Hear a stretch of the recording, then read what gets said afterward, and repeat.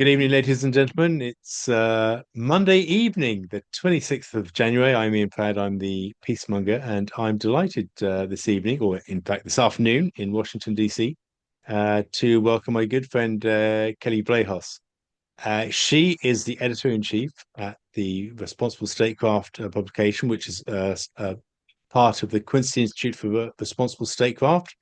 I actually first connected with Kelley probably about 15, 16 months ago when I sent in my first article, and I must have sent in, I'm approaching my 40th article now, I believe, since that time. So, and she's become a really good friend during that period, and actually nominated me to become a non-resident fellow of the Quincy Institute, which she did last September, which was a massive honor for me, and I feel incredibly proud to be associated with that organization, which promotes responsible statecraft and restraint and realism, of course, in foreign policy. So, Kelley, welcome to the show. Well, I just want to say one thing. It's a massive honor for us at the Quincy Institute to have you on as a non-resident fellow. And I can't remember. I think I might have reached out to you regarding your first article, though I'm not going to go back in time. But I was just so excited because I had heard you speak in the book talk with Anatol Levin, our colleague at the Quincy Institute, about your book. And I said, I got to get this guy to write for us. So maybe you reached out to me first, but I was right on it.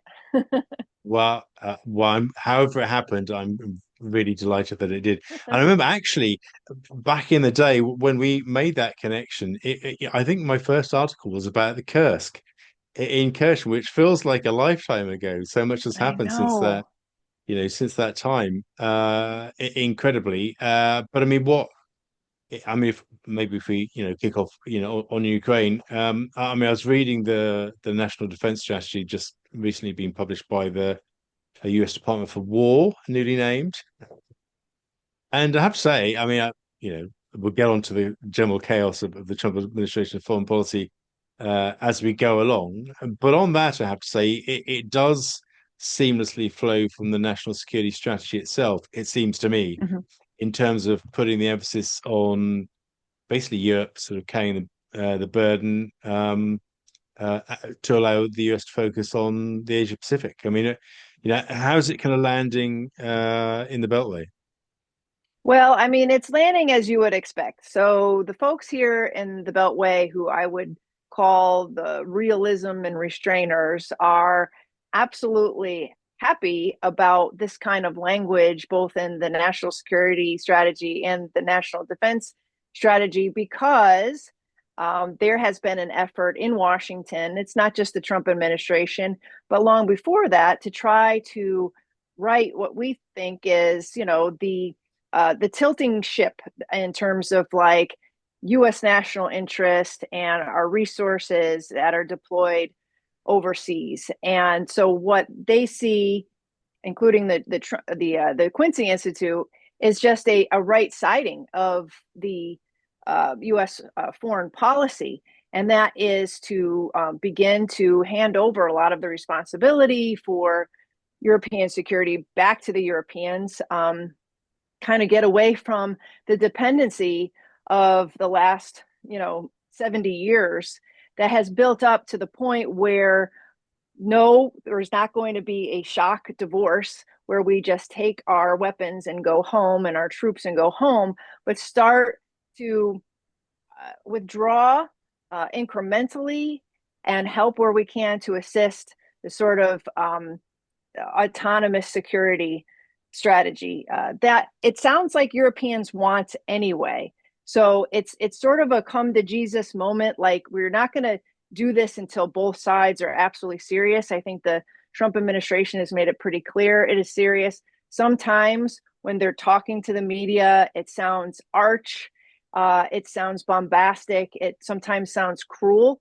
But when you see it in black and white in these strategies, you say this is common sense. This is common sense for both the United States and Europe. Now, that said, there is a whole slice of the Washington establishment who just see this as code as we are dropping our allies. We are going to leave them hanging.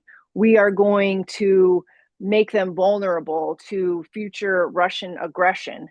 And they don't buy this at all. They just see the Trump administration as wanting to focus on Western hemispheric security or the homeland and immigration. And this is a way to just extricate. They also see the Trump administration as being very pro-Putin and pro-authoritarian. So this jibes with their idea of Trump not really caring about European democracy and independence from the Russian sphere of influence. And so they see the NDS and the NSS as being more inflammatory towards Europe. And we can talk more about like the specific language, but I do think you see a divide in Washington that's existed for a long time where Russia is concerned. But I think the latest document that came out on Friday merely reinforces some of those themes that Washington has seen the Trump administration perpetuating over the last year, the last year of his administration. Yeah, and as I said, I mean, looking at the NDS language, Europe. I mean,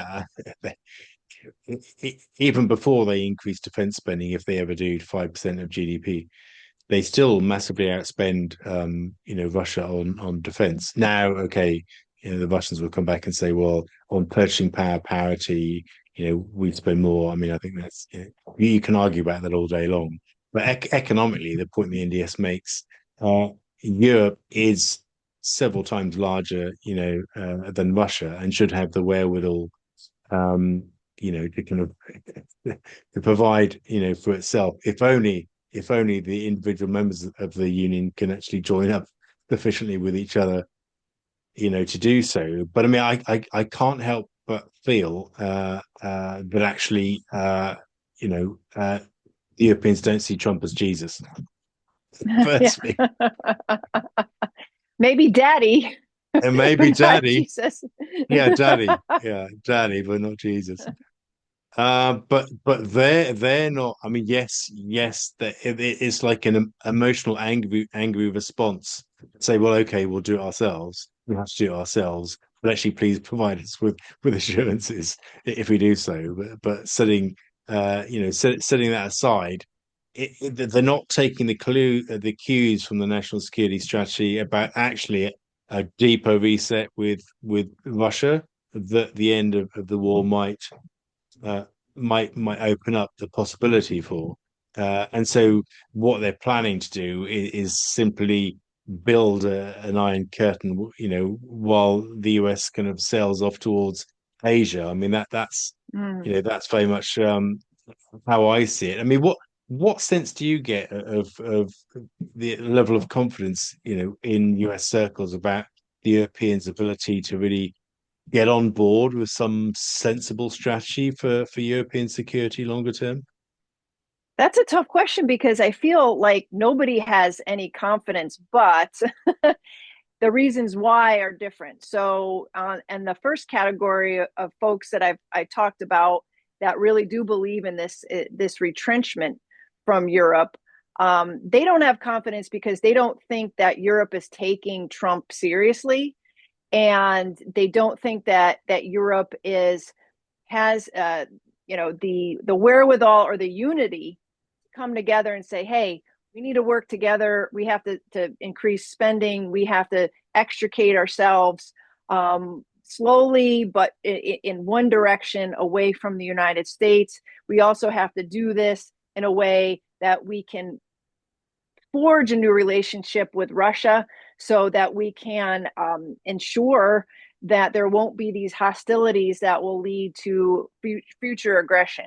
I don't think there's a lot of confidence by the realists that Europe is interested in going that direction or have the wherewithal to go in the direction. And then you have that second category of skeptics, the establishment in Washington, who don't buy the premise we should be extricating in the first place. And so they're not encouraging Europe to do things on their own. They might use little words like, well, Europe has to because Trump is bullying them, but I don't think they really see the long game or believe in the long game.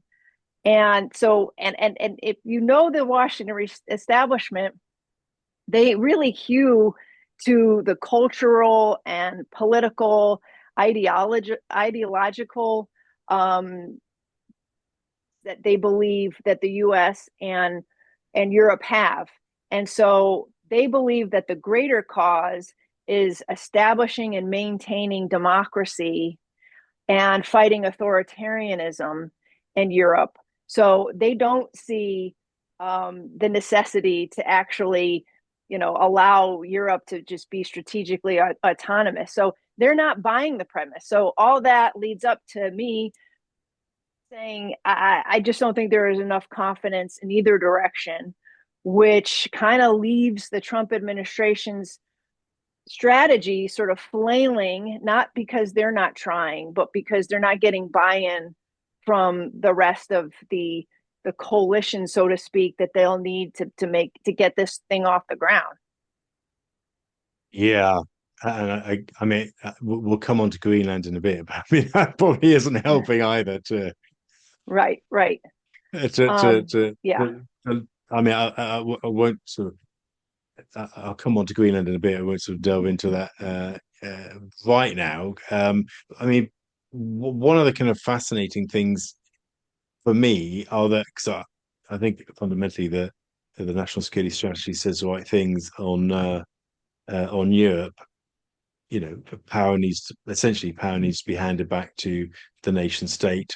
NATO should stop its aspirations to continue encroaching towards the east, and it's kind of implied, particularly given the steps that the U.S. administration is taken, that there will be some sort of rapprochement with Russia. I think it's very much implied in the document, and I get the impression that's actually long term, the Trump administration sees Eurasia as another counterpoint to Chinese influence, essentially. Do you get any sense of that at your end? I do get a sense of that. I do, and I think most of that. I'm not sure about the sort of playing one power off another, and that's only because I'm not a super expert that, and so I'm not sensing it, but I do sense that there is this willingness on behalf of the Trump administration. There was during his first term at rapprochement with Russia, and I have to say there are plenty of people in this town who are not political. They're not even MAGA, who have been talking about this as the realist approach for a long time now, and they had been very vocal during the first Trump administration. Unfortunately, the Democrats who hate Putin and had been perpetuating this Russiagate conspiracy for a number of years to go after Trump. As a result of that, Trump had to become tougher on Putin. He slapped on extra sanctions, the hardest ones that they had so far. Also had given weapons to Ukraine. It was a big mess. And so some of the seeding that he had been doing at the time, or tried to be doing at the time in 2016, kind of went by the wayside. But I do think that the Trump administration sees the future of geopolitics as one in which there is this balancing in Europe, in which Russia is no longer feeling as though it's being hemmed in by NATO expansion. But at the same time, our allies in Europe are also feeling that they're not always on edge of being invaded. And so I do think they have the right mind on this. But again, there are a number of constituencies in this town, as well as in Europe, who believe that Russia is an existential threat. And that hasn't gone away, even as the war has gone on for 4 years. And I'm afraid that because they have an extraordinary aversion to Trump himself, that they're not keeping their minds open on what this long game should be. They're not reading the roadmap of the last 40 years in which that NATO expansion had sort of paved the way to the problems that we're seeing here. This is so obvious, and many people have written about it, but I feel like the blinders are still on, and it's because of the politics with Trump, unfortunately. Yeah, I agree. And of course, I was in Moscow when Trump came to power the first time around. I lived through um, the Katsa sanctions bill and the expulsion of 755 staff from the US diplomatic network Mhm. in Russia in the summer of 2017.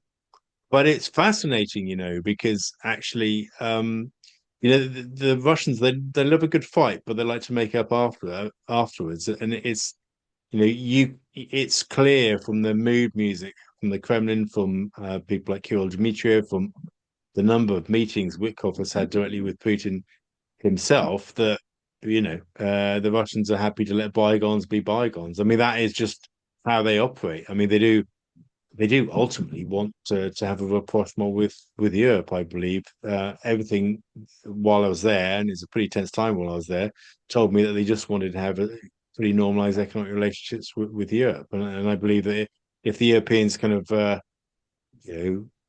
get their acts together, that would be possible. But as in DC, as to in Europe, there are just far too many people who are absolutely set against that because of the kind of Russiagate conspiracy, the existential threat, fake, what I consider to be a fake narrative. I mean, Russia simply doesn't have the wherewithal to invade Europe. I mean, it's a totally preposterous, suggestion, but it feels like we're a very long way from that. And of course, the turbulence between Europe and the US right now isn't helping. Which,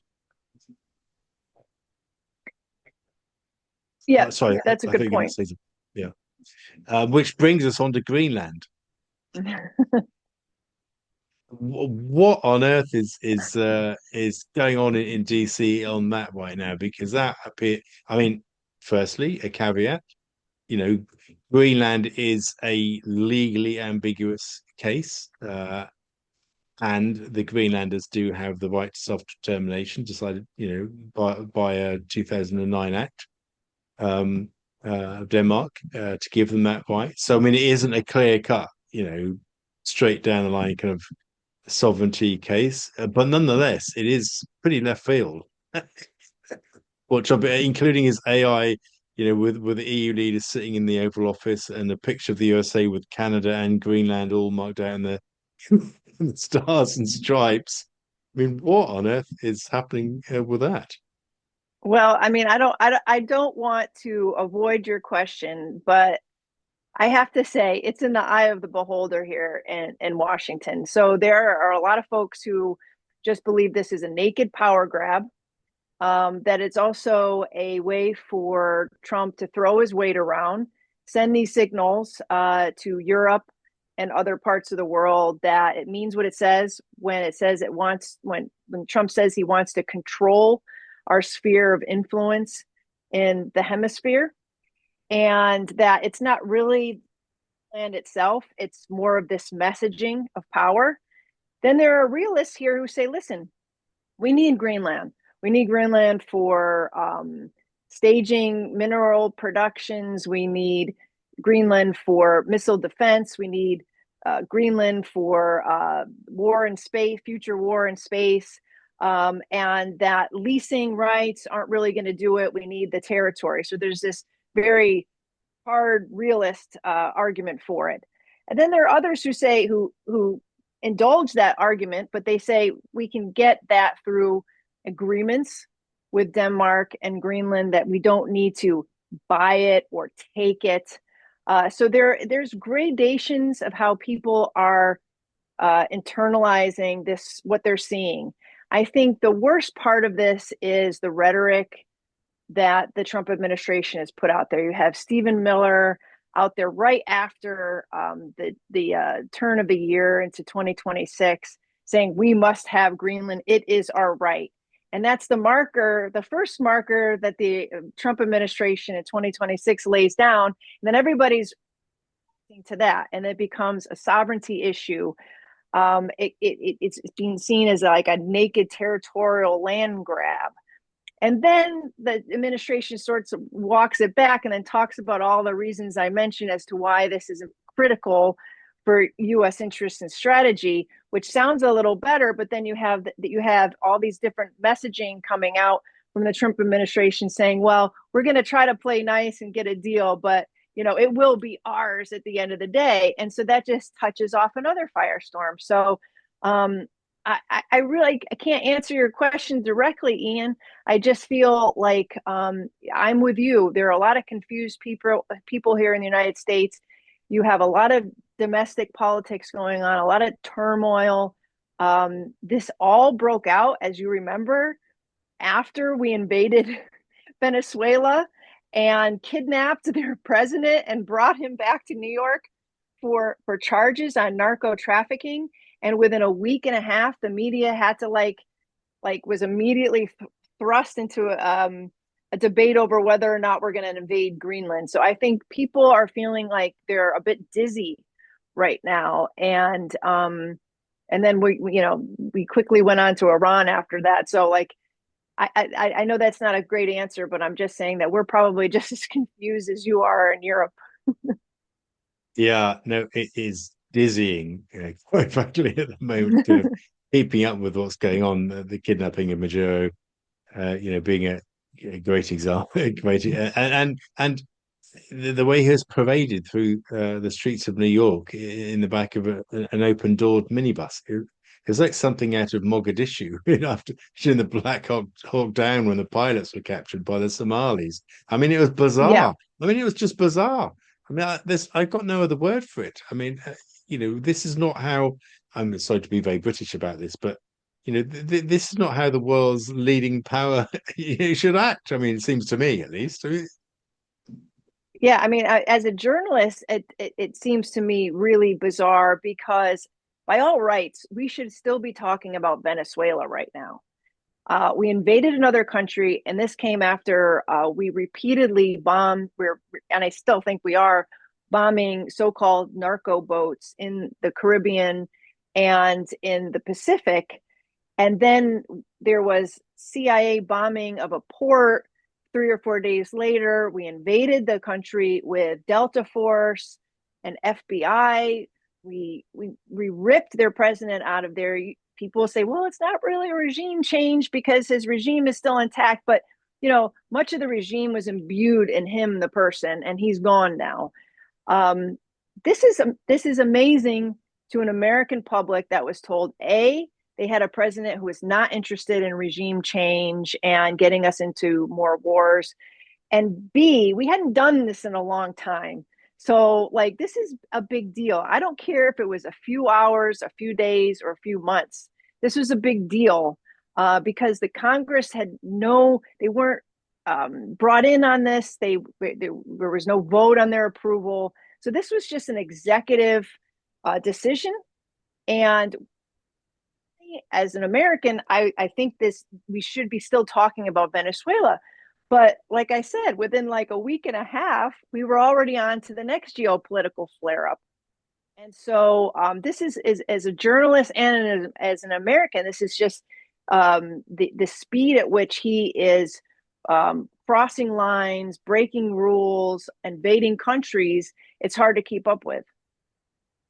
yeah, it certainly is. And don't get me wrong. I mean, I think it's important to kind of sometimes break some eggshells. Invading Yeah. sovereign countries is not an eggshell I'd like to break. But I mean, there's certainly been a foreign policy kind of vacuum in Europe, and a consensus that needed to be broken, and a discussion that needed to be had, on the direction that Europe, was taking. I mean, obviously, ultimately, that's a discussion for Europeans, of course, but in some ways, it's good that Trump is starting some of these discussions. Of course, it is, and as I said, the NSS, I'm aligned with most of actually what it says about Europe. In fact, but the erraticness is actually starting to get quite disturbing, and particularly, if you look at, I mean, this is a discussion of foreign policy, not domestic policy, but what's been happening in Minnesota as well. I mean, it's making people very. This has gone beyond breaking some eggshells. This is actually materially affecting how people view the US. Even people who may, like me, have been quite well disposed with some of the Trump administration's ideas. And if I'm saying that, then you can imagine what non-realists might be Right. saying over here. Well, I mean, I think my reaction to that is we know that Trump holds the power. He holds the power to, impose tariffs until I guess the Supreme Court says he can't. But he has the power to deploy economic warfare and military warfare, and everybody knows that. And I think Europe is fully aware of what Trump wants and what needs to happen. But when he goes to Davos and he starts saying things like Canada wouldn't exist if it wasn't for us, or starts taking pot shots at Europe, and I feel like the what you see written in black and white in the NDS and the NSS, maybe it ruffled a few feathers, particularly the NSS would talk about civilizational erasure and the decay of Europe. That got under some skin, but it basically was leveling a sort of a guidepost or for how the Trump administration wanted to pursue its U.S. foreign policy in sober terms. But then when he and his surrogates go out there in the media and they start talking in terms of like, well, we're going to get this, whatever, and you're weak and you just better watch out because we'll show you. And by the way, you wouldn't exist if it wasn't for us. And I mean, I feel like it doesn't do them any favors. They can probably get what they want in many cases just by the sheer imbalance of power that the United States has over some of these countries and in Europe at this one moment. But it's the delivery, it's the performative stuff that they're doing that's setting everybody's teeth on edge. I mean, Mark Carney gave his speech, he made his piece. You might not agree with what he said in his remarks, but you could probably agree that they were coming from a place where he was frustrated the way that Canada and the middle powers are being treated, and you know that's his right. For Trump to come in and say, well, now we're going to impose 100% tariffs because he didn't like what Carney was saying. It's just, it just lends itself to this caricature that he's a big baby and that he is unpredictable and a wild card. And I know some people say, well, that's where some of his strength comes from, but I think it's starting to work against him in the United States at this point because we're going to have to work harder to get Yeah, people on board with what we need. I think that is the point, Kelly. Uh, that what the Trump administration is trying to do on the Ukraine war is in my view laudable and long overdue. It really Right. is. And however much people make jokes about him that he's a real estate developer, not a diplomat. I mean, I actually think Steve Witkoff has been doing a pretty good job. I have to say, to be getting direct access to Putin, you know, Mm-hmm. on a regular basis, is quite an achievement. You'll remember the images of Macron and Putin at an extremely long table before the war started. Do you remember that when Macron Oh went to yeah. Moscow? And Jared Kushner getting involved suggests there's seriousness there about sort of getting something over the line, and the pressure they've been putting on Zelensky. It's all good, but I mean, my fear is that the Europeans are just not going to back anything that the US agrees with, Right. with Russia. and we're just going to be as we have been really for the past kind of 4 years. Uh, well, actually, really, for the period since Trump came to power, this tug of love between Trump saying make peace and the Europeans say oh no don't, and Zelensky playing both off against each other. I mean, I think, and everything that's been happening in Iran, in Venezuela, and Greenland, Mm-hmm. and just the general performative causing offense as a tactic of negotiation. It's just gonna, risks actually prolonging the Yeah. war, despite all the good work that the Trump administration has been doing. Yeah, I mean, I'm no diplomatic expert, but I would have rather seen Trump take a big chunk of last year just focused on the Russia Ukraine situation and just roll up their sleeves and do the hard work. I feel like they were ping ponging back between Gaza and Russia, and I know that we needed to do something to end that war at Gaza. That's a whole other story, but I feel like he was very invested in getting the peace prize and imposing the ceasefire and making a big play there. When I think with his relationship with Netanyahu, he could have done a lot of that stuff behind the scenes. Throw your weight around a little where it counts, but really focus on the diplomatic pathway in Ukraine. Now, I get it. They want to focus on the homeland, the immigration, the hemisphere, but I'm not so sure. Like being so apart on East Ukraine and now an invasion in Venezuela, like you said, this really detracts from what was practically in their hands, I think, at one moment, a real peace in Ukraine. And like you said, you have some serious talks going on there, serious people are there. And I just don't feel like it's been given the energy and the gas, to get it done because they were so scattered. Like this business with bombing Iran this summer or last summer. I mean, that really sucked the energy out of everything for like 2 months. And why? And for what purpose? We don't even know if they destroyed the Iranian nuclear facilities. We don't even know if they're even interested in building a bomb yet. They're like it didn't move the ball forward in any way when we could have just had talks and Witkoff going back and forth from talks there to talk, you know, pick a pick an issue and stick with it and see it through. And I agree with you. I feel like this is making things a lot more difficult and they don't need to be. Yeah, no, I agree, and I said a couple of times last year in various pieces that I wrote that actually, Trump just needs the patience to follow through, Right. and maintain his focus on an issue, until some sort of deal is landed, issue by issue. And I think actually that the US focus has increased on Ukraine in recent months. I mean, that is noticeable Yeah. actually, since the Alaska summit.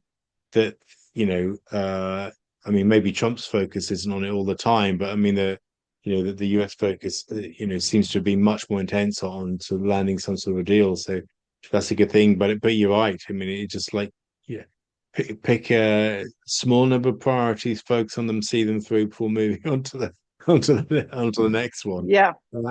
But yeah, what a confusing world we live in right now, Kelly. Eh? I mean, what I can predict is that this year may be equally, if not more, colourful than last, and that worries me slightly, if I'm being completely frank. But yeah, Yeah, I I just mean, want to. I guess it could be worse, Ian, because we could be sitting here a week or so after another U.S. bombing of Iran, and luckily he, held fire on that for whatever reason. But it seemed to me that at one point it was inevitable that we were going to war with Iran again, or at least we were going to be launching attacks. The chatter was really heavy here in DC. And I think he got the message that you aren't going to overturn this regime, even if you do bomb it. And if you do, if you do just kill everybody in the top tier of the Iranian regime, you don't necessarily know who's going to come up after that, and if there are anybody who's actually in any organized state to fill the vacuum that would be left. And I think he was warned, rightly so, that this isn't Venezuela. You're not just going to go in there and snatch up, or kill the Ayatollah and then move on to the next country. That wasn't going to happen. So I think he played that well. Unfortunately, I don't give him any credit because I feel like he was building up and threatening and wasting a lot of capital and energy, spending a week or so threatening Iran over the protests. Got all the neocons here all whipped up because they thought, oh, we're finally going to get our regime change war. And again, there were things that were going on in Ukraine. We still didn't know what was going on in Venezuela, and it would just seem like a huge distraction. And it gets everybody really on edge. Yeah, and it doesn't appear to be that strategic, or the way No. the way he rode back on Venezuela and said, "Well, actually, Chelsea Gonzalez can run it." Yeah. Even though Machado came along and gave him a Nobel Prize, which was Oh, so possibly embarrassing. one of the most bizarre moments, bizarre but not surprising moments that I've seen for a while. But on Iran, I have to say Trump has a terrible record on Iran, an absolutely dreadful record on Iran. And I praise him, credit where it's due, Mm-hmm. on what he's trying to do on Ukraine, even though he's rubbing the Europeans out the wrong way. But he trashed the JCPOA. Think of that agreement what you will, but I mean it. The Iranians were coming in from the cold on that, during that period, and he just completely trashed the deal. And that's during his first term. And now he wants to bomb them just because Netanyahu doesn't like them. I mean, that Yeah. to me, that's the only reason Trump seems interested in bombing Iran. The fact that Netanyahu doesn't like the Iranians. There's absolutely no strategic value to the US. No. In going to war with. You can see the strategic value of the European theatre. Now you can possibly see the strategic value in the South China Sea, but in Iran, there's absolutely no clear strategic national interest of the US at play there, beyond the kind of bizarre stop them getting nuclear weapons, which does slightly whiff of chemical weapons from Iraq, if I'm being completely honest. Um, so yeah, no, he's got a dreadful record on Iran, I'm afraid to say, and that's just my opinion. And there's Yeah. no signs that he's bent on improving on improving it. No, Worryingly, I wish he would. When I think of the U.S. Iran relationship and the whole situation, I see like Trump is sort of like at the tip of the iceberg, trying to convince us that we have to bomb or challenge or overthrow the regime. And this is the messaging. But he sits atop an entire iceberg of the military industrial complex in Washington that is completely geared towards fighting Iran. It's kind of like the military industrial complex geared to fighting China on the other side. I mean, our military is convinced, and you read this through all of their papers, all of their briefs, and all of their justifications for their work and integration, their military integration with Israel and other Arab countries, that Iran is the major to the United States and its allies and friends in the Middle East. And that's not changed in like how many years? 40, 50 years? It's systematic. It's completely ingrained. It's dogmatic. And so like, yeah, Trump is the guy who's saying this, but there's a whole world here that believes that we need to go to war or we must engage in regime change, even though from time to time you have intelligence experts that say no, they're not building a nuclear weapon. No, they don't want to build a nuclear weapon. But that's all sort of dismissed in favor of this real military push towards making them the enemy and isolating them from the rest of the Middle East, which requires a lot of our weapons. It requires a lot of cooperation with Israel and our partners that we give all sorts of weapons and help to, and Saudi Arabia and the UAE and Jordan. And so, like, yeah, I mean, I would love to see Trump before he left to actually use the power of his pulpit, which he seems to like to throw around a lot, to say, you know what, I disagree with this. I want to get out of the Middle East. Hey, Netanyahu, I disagree with what you're doing there. I want to get out of there, and we're not giving you any more money. But unfortunately, he's not using that power for good. It's just like, I would love for him. I would actually give him a peace prize if he did those things, because I think that is the ground zero of all of the corruption of our military industrial complex is in the Middle East, and our relationship with Israel dragging us into this stuff. And he doesn't seem to either see it, or he's so, he's been captured by Netanyahu and these other forces like Miriam Adelson and these others who are like, no, you have to be pro-Israel right down the line, and that's not America first. And a lot of people are seeing that now, but I don't know if it's really they might be seeing it and the veils might be torn off, but it's not translating into actual policy change, at least not yet.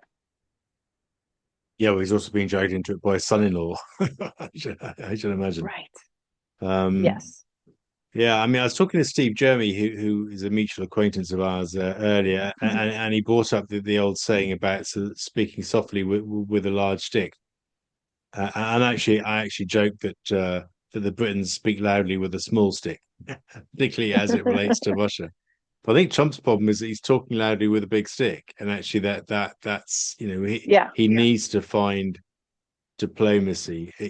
Everybody knows he's got a big stick. Everybody knows U.S. military power is what it is, and all the rest of it. But he just needs to get back to or even just get to, just deploying some of those subtler skills, which evidently, one to one, he can deploy, if he wants to, but just the performative stuff is only going to hold back US efforts.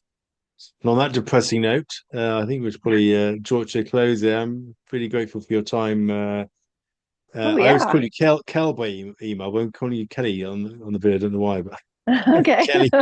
Either one. Thank you so much for taking the time this afternoon. As always, a fascinating discussion. I owe you a piece on Green, which I promise to send tomorrow. I sort of get my writing boots on, get writing boots, Yes. but you know what I mean. And Yes. yeah, thanks so much for your Looking forward friendship to it. over the past year and a half. Yeah, and thanks everybody for watching as always. Do please like and subscribe to the channel. I'm only 3 weeks in, but I've been so delighted with how quickly I've been growing. So please keep helping me to promote the cause of peace. I wish you all very much peace wherever you are in the world. And Kel, thanks again so much for being a great guest. Thank you so much, Ian.